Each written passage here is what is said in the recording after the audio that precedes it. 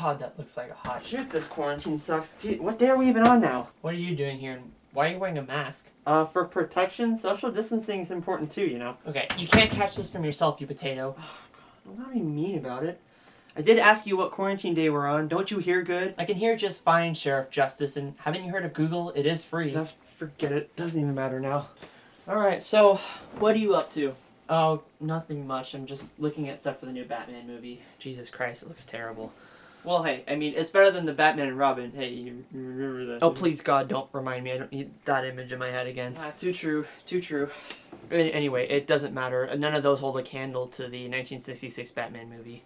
The what? Oh, this interaction? Yeah, it's a callback to the first Cole's Classics episode. We're just doing a joke that calls back. No, of course. Obviously, we know all that. But you mentioned a movie. Oh, the 1966 Batman? The one with Adam West? The one that came partnered with the TV show around the same time the movie came out? The greatest Batman of all time? Oh, well, I wouldn't go that far. The Dark Knight's pretty good, too. Well, yeah, obviously, besides that, but you haven't heard of it? What, of that Batman? No, never seen it. Well, you honestly really should get out more. That movie's amazing. Well, I mean, can't really do that when I'm stuck in here, can I? I mean, God, you know what I mean. Jesus, what are you, 5? No, I'm you. And frankly, this bit's been going on way too long. Not only have you scared away probably your audience, but the chances of this bit wrapping up logically. Okay, fine. Speaking of nothing, now to talk about the 1966 Batman movie. So in today's episode of Cole's Classics, I'll be talking about the movie that introduced me to the Cape Crusader, Batman. The Batman film from 1966 is unlike any other Batman movie since, well, maybe besides Lego Batman, but that's another video. No, this Batman was the true pioneer that launched the Dark Knight's 5-decade career spanning countless films and TV shows. But what makes this movie special isn't the gritty, action-packed, and oftentimes out-of-character storylines, it's the wonderfully campy, kid-oriented universe that it created. There's no denying that this was made for kids, given the numerous do-good kids messages that pop up. They're used to curious sights, which they attribute to alcoholic delusions. Gosh, drink is sure a filthy thing, isn't it? I'd rather be dead than unable to trust my own eyes. Not to mention the villain's motives and methods for evil, which I will get into later. But first, a history lesson. Welcome to History with Cole. Today's topic will be about the 1966 Batman movie and television show, and be sure to take notes because there will be a test. Write that down, write that down! Fun fact, Batman the film was supposed to come out before the television show. The idea was that kids would see the movie, which would entice them to watch the show, thereby creating a self-feeding machine, and boom, more money. However, due to scheduling stuff or whatever, the movie was postponed. In spite of this, the TV show premiered fall of 1966, and over its runtime would be considered one of the biggest TV phenomena of the mid-1960s.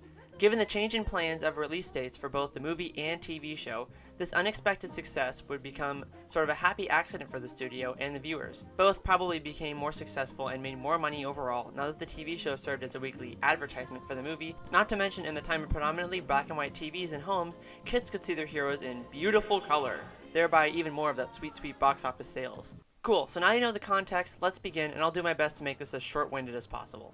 So the movie begins with one of my favorite opening credits of all time. Truly, this is something to see. The color-filled spotlight on each character is just beautifully simple, and the movie starts out with narration, which establishes the plotline that a yacht is carrying a device that does a thing, whatever, I'll explain more in a sec. Then we are introduced to our main characters, millionaire Bruce Wayne and his youthful ward, Dick Grayson. No need to be mean, poor kid. Dick.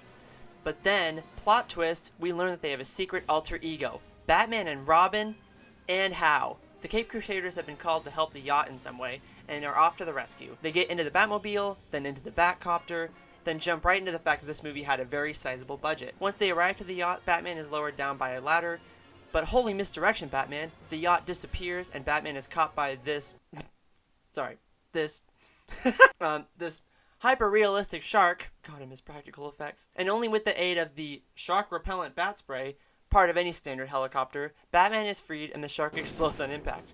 Holy sardine! Cut to police headquarters and Batman and Robin are being questioned by reporters, specifically this lady with a racist accent. Once they all leave, they all start to question how the whole event happened. They then look at all the villains that are currently not in prison, and all of them.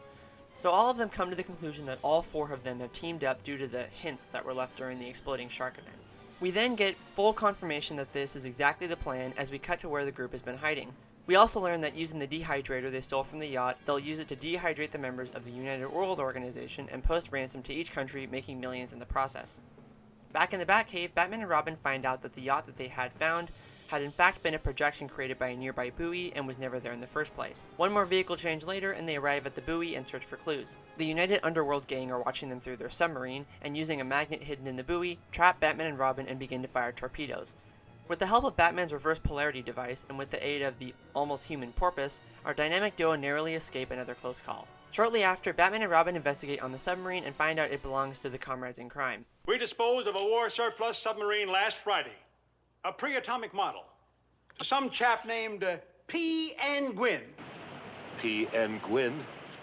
Penguin. Suddenly, like any good villain plot, a Polaris missile is launched into the air, writing a riddle for Batman and Robin to solve, thus leading them to find out their master plan. However, the villains have a secret plot to use Catwoman's alter ego Kitka to lure Bruce Wayne into a trap in order to capture Batman and Robin. I don't know if you know this, but Batman's secret identity is Bruce Wayne, and Catwoman's secret identity is Kitka, so neither of them know that the other is a superhero or villain.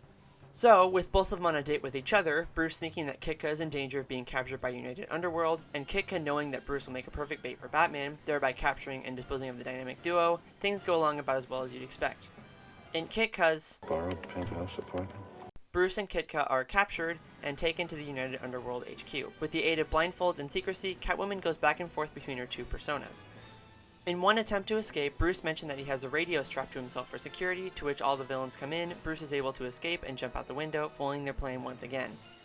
Once they leave to put their plan into action, Batman and Robin narrowly miss the Masters of Crime, but are instead greeted to a bomb that they've placed, to which we are given 3 glorious minutes of just Batman running. Great. So Penguin's next plan is to disguise himself as the inventor, Commodore Schmidlap, who they have locked up and believing that he's still on the yacht, and with the 5 henchmen in vials, we'll have Batman and Robin take him to the Batcave, where he will overtake them by rehydrating the henchmen and finally stomping out the dynamic duo. But because reasons, the water that Penguin uses is the wrong kind, and Penguin is once again foiled by the dynamic duo. However, rather than reveal they know he's the Penguin, Batman makes a plan to pretend that the Commodore has been brainwashed, and while taking him back, Batman pretends that the Batmobile has broken down, to which Penguin takes the chance to gas Batman and Robin and drive off. To Penguin's downfall, however, Batman has a tracker put in the Batmobile which leads him to where the submarine currently is. While flying there in the Batcopter, Riddler launches a missile used to provide more clues, but unintentionally hits the Batcopter, causing it to dive bomb down and land in a pile of foam rubber, because of course they'd be that lucky.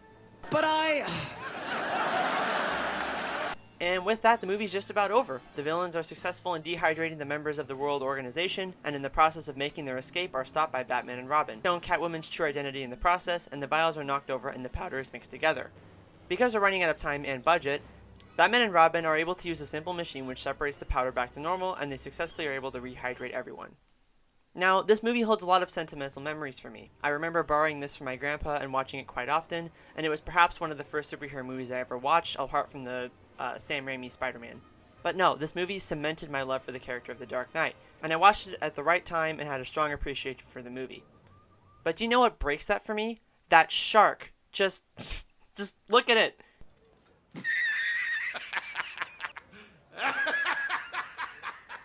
You serious? So, crappy effects aside, the rest of this movie is a joy to watch. This movie has, like I said before, one of the best intro credits of any movie ever, and the messages, although off-putting at times, are a great thing to include in any movie aimed for kids, and should be more like this, although maybe better written. The soundtrack is equal parts fun and exciting, with villains having their own little theme song, and the costume design is spot on, and is still to this day what I think of whenever I think of Batman characters, not these monsters. So in conclusion, I'm happy that this movie and TV show exist. I own both the movie and the show on Blu-ray, and although I've watched the film hundreds of times, I have yet to watch the show fully. Because the show aired bi-weekly, they would end one episode on a cliffhanger and pick back up with the second episode. And I don't know why, but I can't bring myself to finish the show. Maybe it's because it's a lot lower budget than the movie, or that the plot seems stretched out for 2 20-minute episodes, but I'd much rather know the Adam West Batman the way that he should be remembered, and as he was in the original Batman. Whew, thank God I finally got that video edited. Oh my God, so that beginning scene was filmed in June of this year, so obviously I procrastinated just a little bit, and like I said before, I didn't know if I was going to actually make any videos this summer, but there you go, I made one. Technically not even during summer, but you get the idea. Thank you so much for watching this video. If you like it, give it a like, and I don't know, share it with people if that's your thing. And yeah, I will maybe come back and do another video. Let's see. I've come up with a lot of video ideas for the summer that I hope I have the urge to make, but don't hold me to that. Like I said a while ago, who knows what'll happen, but I'm assuming I'll be able to get those videos done. So, either way, thanks for watching, and I will talk to you guys hopefully in the next video.